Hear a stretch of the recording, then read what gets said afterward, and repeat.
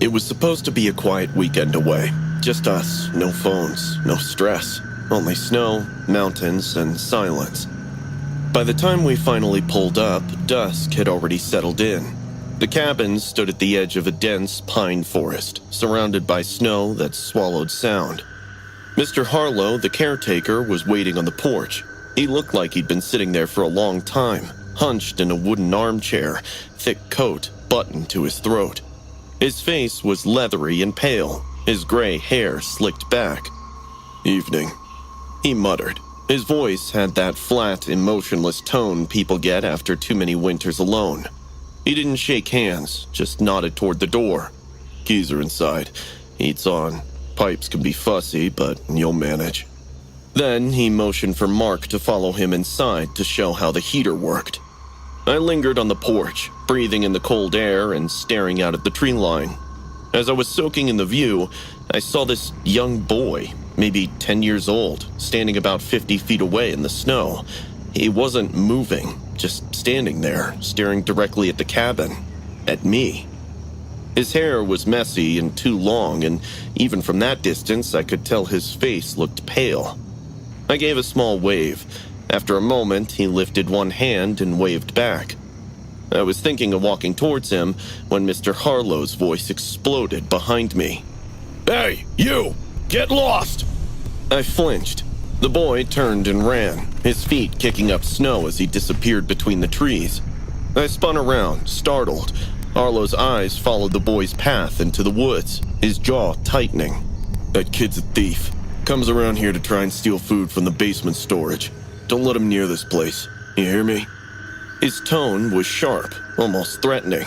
Before I could ask anything else, he stomped down the steps and drove away in his truck. That night, the cabin felt emptier without his presence outside. The wind moaned through the cracks in the wood. Mark made soup while I unpacked. We tried to relax, but I couldn't shake the image of that boy. Thin jacket, bare hands, staring through the snow. It was around 9 p.m. when I looked out the window again, and he was back. His arms were wrapped around himself, and his lips looked blue. "Mark, he's back," I whispered. Mark came over and squinted through the glass. Jesus, he must be freezing. Maybe we can give him some food and tell him to go home. Before we could decide, a faint, high-pitched sobbing took over the silence. Strangely, it sounded around the house, moving, circling, echoing through the walls, like a child crying softly, sometimes close, sometimes distant. We both froze. Then, as suddenly as it started, the crying stopped. Mark took the flashlight and ventured out to look for answers. After 5 minutes, I heard Mark calling out my name loudly. I bolted for the basement as his voice came from there. When I reached it, Mark was already half inside, and huddled near a stack of crates was that boy. He looked terrified. Dirt streaked his face, and his clothes were soaked from snow.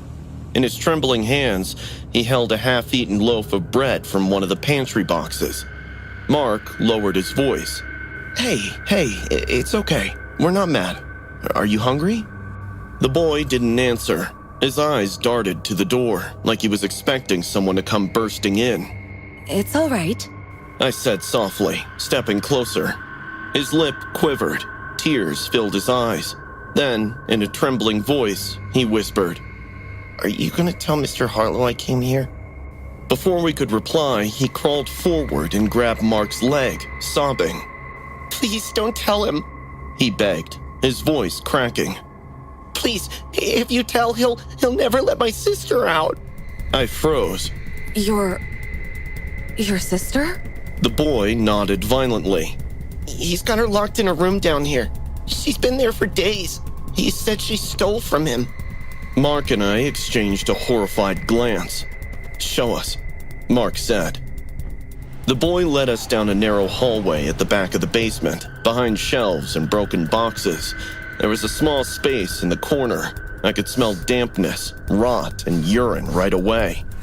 Inside, we found this little girl, maybe 7 years old, curled on the floor in a filthy blanket. Her skin was pale and bruised, lips cracked, eyes half open. She looked too weak to even lift her head. Oh my god! I gasped, kneeling beside her. Her skin was ice cold. She hasn't eaten. The boy whispered, crying. He brings food sometimes, but he didn't come for 2 days. Mark dialed 911 with shaking hands. His voice broke as he tried to explain what we'd found. We wrapped the girl in coats and blankets and stayed by her until headlights finally cut through the trees. Mr. Harlow was arrested that night at his house down the valley. According to the reports, the boy and girl lived in a hut in the woods. Their ailing mother died days back, and for food they often came to Harlow. Instead of helping these poor kids, Harlow made them do all the chores of the cabin for free. He sometimes gave them food and other times made them starve. When one night they couldn't tolerate the hunger anymore, the little girl snuck in to get some bread when Harlow locked her in that basement. It puts me in a rage to think a human can be this cruel to children. We went to visit the kids in the hospital. The little girl smiled so big the moment she saw me. The boy hugged my husband and started crying. It's been only a year since we got married and we had no plans to have kids soon. But seeing these two, we could barely turn our back at them. Tomorrow, we are filing for adoption. I'm not letting this kid beg for food or love for the rest of their lives. And for people like Harlow, I hope he rots in jail. I've been doing nature photography for 8 years, and I've seen my fair share of weird shit in the woods, ranging from bears that nearly got my head, coyotes that chased me for miles, and once a mountain lion that was a centimeter away from making me his lunch. But nothing, and I mean nothing, prepared me for what I had escaped that day. It was pretty cold that day. I'd hiked 3 miles into the state forest before sunrise, trying to catch the light hitting the snow just right. My editor wanted pristine winter wilderness shots for some outdoors magazine spread, so here I was, voluntarily freezing my ass off. I found a good spot overlooking the small clearing and set up my tripod. The sun was starting to come, washing everything in pink and gold. I was lining up my shot when I saw movement at the edge of the clearing. At first, I thought it was some animal, but when I squinted a bit, I realized it was a person. A woman, to be specific. She was crouched over something in the snow, draped in a tattered animal hide that reeked of blood and rot. Her hair hung down in these long, matted tangles with frost clinging to it, and she was barefoot. I was about to call out and ask if she needed help, but the words stuck in my throat when I saw she was crouched over a deer. The deer was dead. The poor thing's throat was torn wide, staining the snow beneath him crimson. The woman was bent over it, with her face buried in the wound, and she made these wet, sucking noises, like she was trying to drink it dry. My stomach dropped the moment she lifted her head, revealing a face smeared with blood and meat that ran down her neck. Her skin was pale as a corpse, and where her eyes should have been, there were just these glistening red hollow sockets, like something had eaten them out. I watched in horror as she reached into her dress and pulled out these little carved bones strung together on a long braid that looked like it had been ripped straight from a woman's head. She laid them out in the snow around the deer in a particular pattern, wobbling around in a way that made my skin crawl. Once done, she started chanting in a deep, guttural, rasping sound that was nowhere near human. The words sounded foreign, like ancient hymns. She dipped her fingers in the blood and started drawing symbols in the snow. Spirals and lines and shapes hurt to look at. Her chanting got louder by the minute until it bounced through the trees.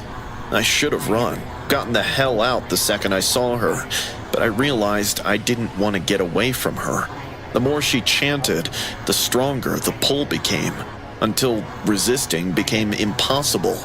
I took a step forward, and a twig snapped under my foot. Her head immediately turned to me.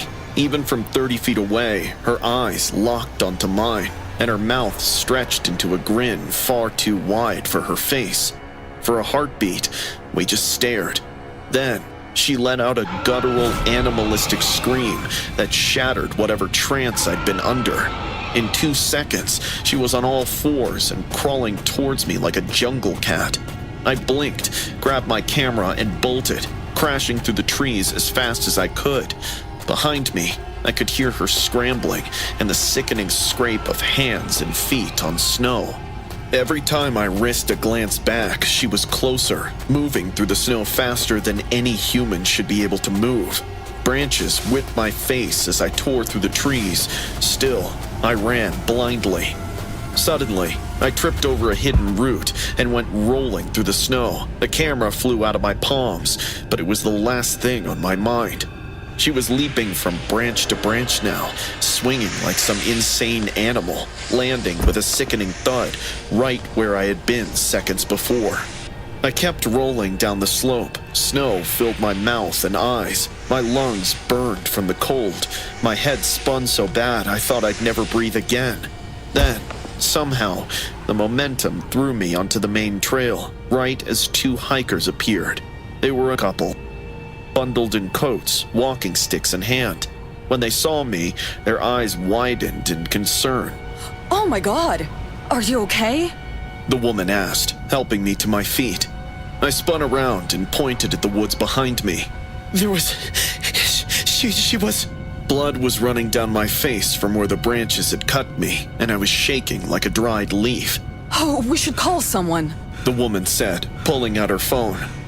I looked back at the woods again and immediately saw a pale silhouette standing motionless between 2 pine trees, maybe 50 yards in. She was watching me with that grin still stretched across her blood-stained face. Then she turned and disappeared into the shadows. I told the hikers that I'm fine. I didn't want to make it a big deal because I was unsure of my mind. I left my camera, my tripod, my gear bag, basically everything. I walked straight to my car and drove home. I thought that was the end of it, but 2 days ago I saw a strange case in the news. The discovery of a college student's body occurred in the same area where I met the hikers down the slope. The cop had said he was on a solo camping trip. He had many bruises and disturbing biting marks on his legs and arms. It seemed like some wild animal killing, but strangely, the teeth marks on his body came out human in the autopsy report. The police suggested that a deranged person has taken shelter in those woods. Maybe that person even has taste for human meat, because authorities are clueless that what kind of a person bites off the tongue of a 19-year-old. I thought of calling the cops and sharing what I saw that day, but I'm afraid they won't believe me and will start suspecting me. What should I do? I'm a graphic designer living in Brooklyn now, but I grew up upstate near the Catskills. My dad still lives there, and I try to visit him at least once a month.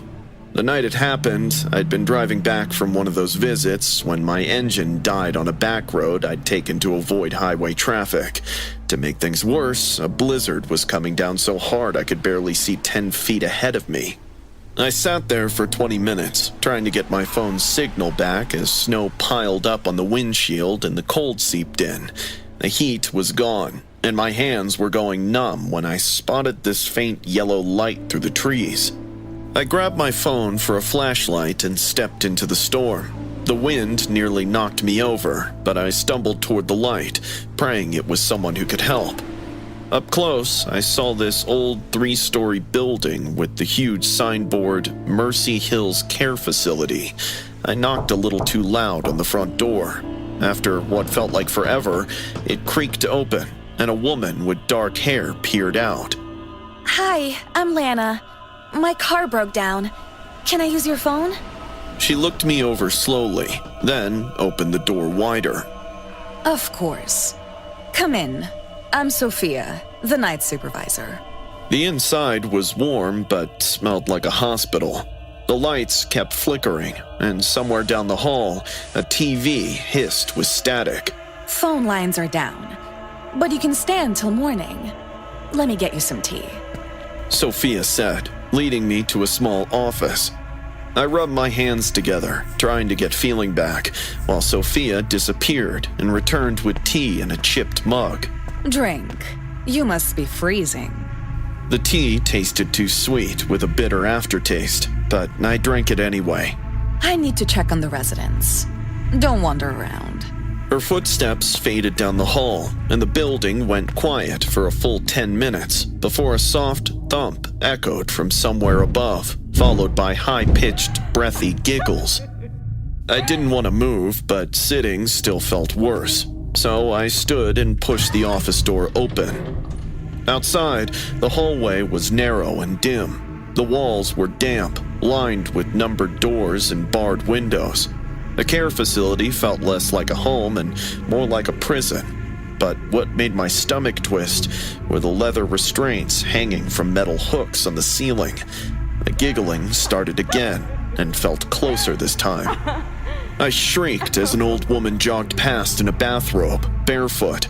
Her thin white hair hung limp as she whispered to me. Are you the new nurse? Her eyes were wide and glassy. No, I'm just waiting for the storm. Oh, the last one said that too. Her lips curled up. She tried to run. Sophia doesn't like that. My stomach dropped. What? What do you mean? But the woman's smile just widened, and she turned around and started dancing in that empty hallway. I could sense something very weird about that place. I decided to leave. I started walking faster, looking for another exit. I could hear the soft crying, whispers, and the slow drag of fingernails on wood from behind the closed doors. One door was cracked open. I looked inside and wished I hadn't. The bed was covered in dark stains. A tray nearby had restraints, leather straps, and electroshock equipment along with other laboratory instruments. Curious little thing, aren't you? Sophia's voice came from directly behind me. I should go. The storm's Getting worse. And you drank the tea. She smiled. You'll be too drowsy to leave soon. I spun around and tried to get away, but she grabbed my arm with impossible strength. You are one of us now.